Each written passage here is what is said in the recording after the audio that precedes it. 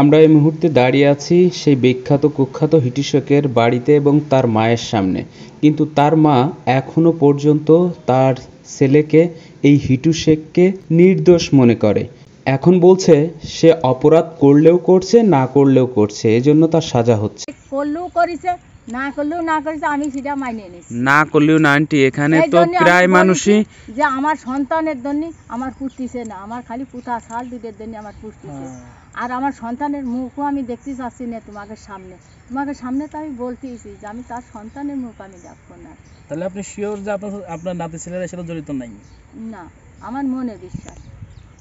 এখন এই যে গলায় দাগ টাগ এইসব করলো কি করে? দাগ মাগ এটাও আমি বলতে পারবো না, আমি দেখিনি দুই চোখে, আমি তো আজ বাদে কাল যাবো না। আপনি কি পরে দেখছেন না, ভিডিও বা ছবিতে দেখছেন না যে ওর গলায় প্রচুর একটা দাগ? ভিডিও দেখতেছি, ভিডিওই দেখেছি, কিন্তু আমি নিজে চোখেই দেখিনি।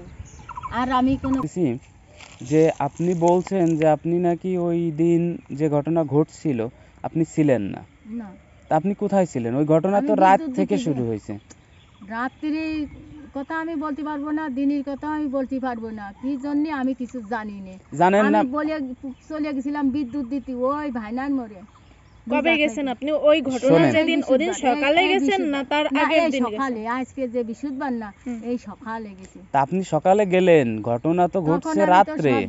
ঘটনা তো ঘটছে রাত্রে, আপনি কিভাবে বললেন যে আপনি কিছুই দেখেননি? আপনি তো সকালে সেহরি খাইছেন, সকালে ঘুম থেকে উঠছেন, উঠে যাবেন, বাড়ির তো সবকিছু আপনি জানবেন, এটাই তো স্বাভাবিক। ছেলে বিটার বউ শুয়ে থাকলে সেই রুমে আমি ঢুকিনি। হ্যাঁ, সেটা তো স্বাভাবিক। নাতি বিটার বউরা শুয়ে থাকবে, আমি সেই সব রুমে ঢুকবো না। আমার চাল ডাল এইখানে ছিল, আমি এইখানেতে রান্না বান্না করে থুয়ে আমার নাতি বিটার বউ বলেছে, দাদি তুমি কারেন্ট বিল দিতে যাবা না? তা আমি কইছি যাবো। তা কছে দাদি 9টা বাজে গেলে তুমি কোন সময় যাবা না?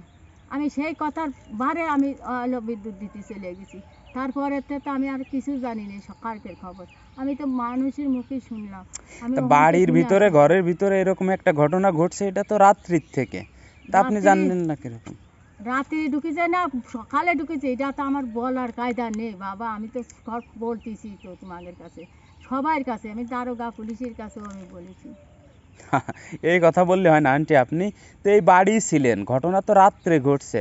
ওই যে ভিকটিম যে অসুস্থ হয়েছে, মৃত্যু হয়েছে, সে তার বোনই তো বলছে যে ভাত খাইলো, হাত দিলো, আমি তো তাই দেখি। ওই দিন সকালে এই যে আজকে সেই বৃহস্পতিবার সকালে ওখানতে হাত দিল, ঘরেতে ভাত খাই আসলো, সেই মেয়েটা হাইটে আসলো, মগে পানি দিয়েছে, সেই মগের পানি দিয়েও হাত দিল ওই জায়গা, আমি তার একটু ভালো দেখে গেলাম ওই দিন সকালে।